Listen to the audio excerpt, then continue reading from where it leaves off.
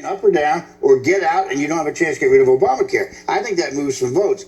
On the other hand, the idea that somehow this is a Democratic loss, first of all, Obamacare is already a Democratic bill. That's no big secret. I think for Trump to try to move on to tax reform may be a good idea, but let's put it this way. He tried, not a bad try, but he lost. Bowling, if you were there, you wouldn't have voted for this. I mean, you've been very strong.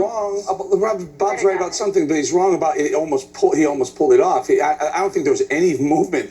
There was always 25 problems in the Freedom Caucus. There were additional 3 more yesterday, and then you got some moderates peeling off today. They needed probably 30 votes, and they didn't have. Here's the point. Here's how it works.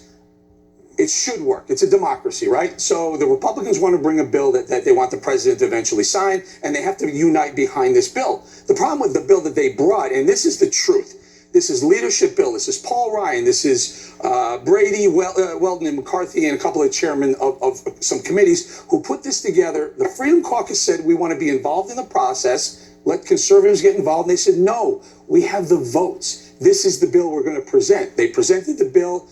Trump said, I'll try and sell that bill. And they never had the votes, and they couldn't get the votes. So they put it on Trump saying that they had them, and they didn't. So no, Bob, it wasn't Trump care. It's still leadership in the GOP care.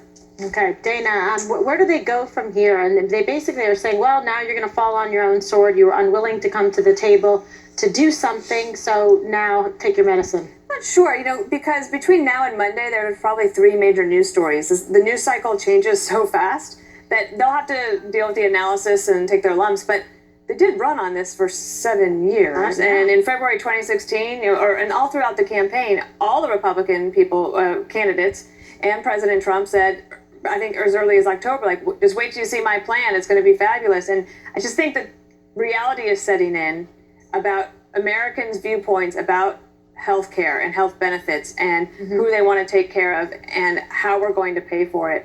And I think that they'll try to move on to the parallel track that they were running on with tax reform. I think it gets harder because they had tax savings in this health bill that they're not going to have now. But I think that one of the things is, can they get up off the mat on Monday? And I assume that they can.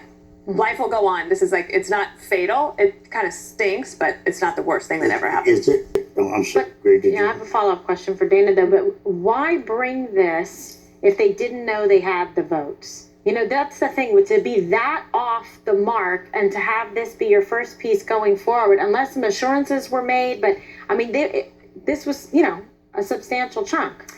Well, I don't know all of their strategy, and I guess that we'll probably read a lot about that this weekend. I think that one thing that I liked about President Trump's approach this morning was he said, "I'm calling for the vote," and I thought that was good. I thought he's not risk averse. He's like, let's just let the chips fall where they may. But I think politically he understood and was persuaded that if they forced the vote, that then it didn't matter, the right or the left was going to come after all of those members, and for what? It wouldn't have advanced anywhere. Another thing would be to see, okay, Freedom Caucus and Rand Paul and others, do you have something that the other members of the House, and then of course then in the Senate, that they could rally around? And maybe they have that, and it'll be, it's not urgent that they pass it. The president will be president for at least 4 years.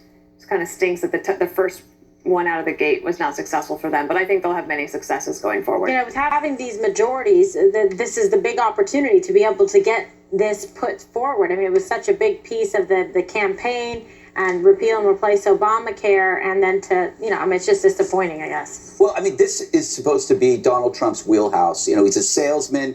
He could talk a fat kid off a fudgesicle.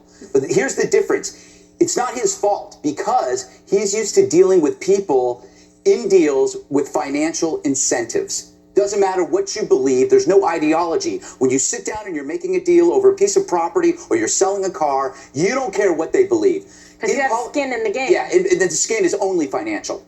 Politics is different. The skin is different. You have bitter adversaries. You have political and ideological differences. And within the Republican Party, which is known as a big tent, you have differences within differences. You have factions who apparently unite under one idea of individual freedoms. However, they can't agree on anything. And so I think that this is a learning experience for him, and that this is not a business deal.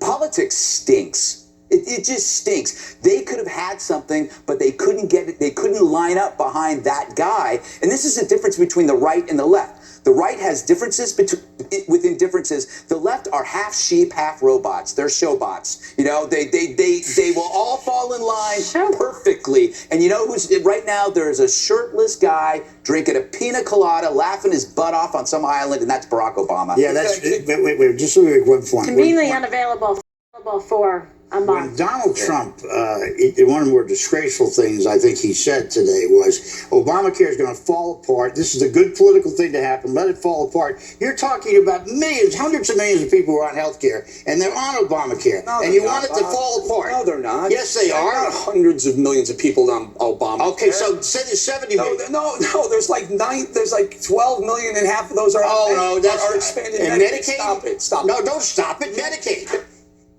It's not Obamacare, Bob. Medicaid was always there before Obamacare was Medicaid. Can I just point out? But wait, can I just respond to Bob? Because what you're actually saying, this is what was learned from Rahm Emanuel. You never let any kind of catastrophe go to waste. What Donald Trump is saying, this thing's going to implode, and that's going to be an opportunity for a different bill. It's going to be a tough deal but when it Bob's doesn't fine when implode. the Democrats use that and make an opportunity out of something political misfortune, but not on the other side, which I can understand. At least you're Let concerned. me use your CEO example, your example of Donald Trump, the CEO, who was used to getting money people bringing him deals and saying, okay, this is the one I can sell. This is good for the company. Yeah. That is exactly what happened. And Kimberly points out last night, I think late last night, he said, it's a yes or a no, guys. I'm done selling this thing. And it was always it was a no. Believe me, at that point, it was a no. So then they had to figure it out. The point is, the person that brings you that deal that says, this is amazing, this is going to be great for the company. Yeah. And it's a flop. Yeah. What do you usually do with them? Mm-hmm. However, you got to get rid of them. But the other you thing got to too, demote them. it's the difference between like being a macro and a micromanager. Fired. Maybe read fired. more about the bill. He's still scared. A lot of people that need to be scared tonight as he sits in his fat house with his fat food and everything else he's got. What's wrong with What is wrong with you? What's that about? People who are sitting talking out about there the on White House? Obamacare. Do you realize there are more people who would be without health care under this bill than Obamacare? Yeah, More people. yeah, that's right. Republicans, that's a classic Republican deal. If anything, all those 24 people million are wiping their thrown out. brow going, thank God we still have Obamacare instead of this thing. That's right. I think that's right. But the question is, when he says it's going to implode, he doesn't know that. It was supposed to implode 3 years ago, according to most of you guys. Actually, and it has